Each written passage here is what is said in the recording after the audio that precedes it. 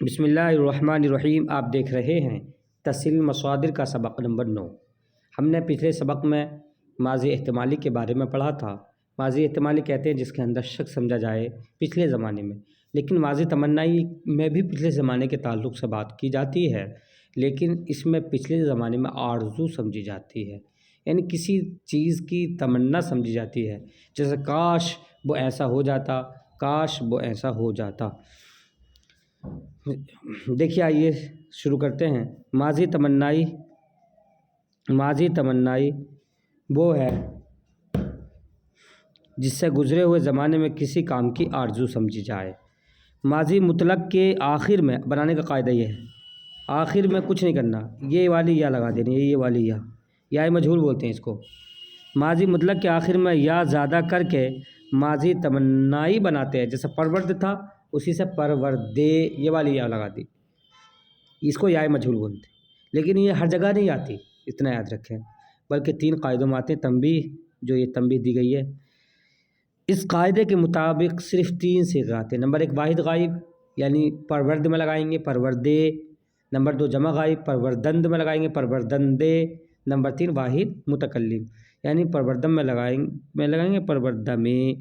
باقی صیغوں میں یا مجہول کا ادا کرنا دشوار ہے، اس لیے اہل زبان اس سے پہلے کاش کے لاتے ہیں۔ ماضی گردان، ماضی تمنائی معروف، یہ گردان ہے، یہ گردان۔ صیغہ واحد غائب پروردے، کاش کے وہ پالتا، پروردندے، کاش کے وہ پالتے، کاش کے پروردی۔ دیکھیے یہاں یا کا ادا کرنا دشوار تھا، کاش کے لے آئے، یہاں یا کا ادا کرنا دشوار تھا تو کاش کے لے آئے۔ کاش کے پروردی، کاش کے تو پالتا، یہاں بھی یا کا ادا کرنا دشوار تھا تب بھی کاش کے لے آئے۔ کاش کے پروردیت، کاش کے تم پالتے، یہاں یا لے کر آئے۔ پروردہ میں، کاش کے میں پالتا، کاش کے پروردیم، کاش کے ہم پالتے۔ گردان ماضی تمنائی مجہول، پروردہ شدے، شد لگایا جاتا، یہ جو شد ہے یہ والا شلتا مجہول میں، پروردہ شدے، کاش کے وہ پالا جاتا، پروردہ شدندے، کاش کے وہ پالے جاتے، کاش کے پروردہ شدی، کاش کے تو پالا جاتا ہے، یہاں کاش کے لگا دیا یہ، کاش کے پروردہ شدے، کاش کے تم پالے جاتے، پروردہ شدہ میں یا مجہول لگا دیا، کاش کے میں پالا جاتا، کاش کے پروردہ شدیم، کاش کے ہم پالے جاتے۔ ماضی تمنائی کس طرح بنائی جاتی ہے؟ سوال نمبر 1 وہ قاعدہ دیکھ لینا۔ 3 صیغوں میں یا مجہول کیوں نہیں آتی؟ کیونکہ ادا کرنا دشوار ہے۔ آورد سے ماضی تمنائی معروف کی گردان کرے تو آوردے، آوردندے، کاش کے آوردی وغیرہ۔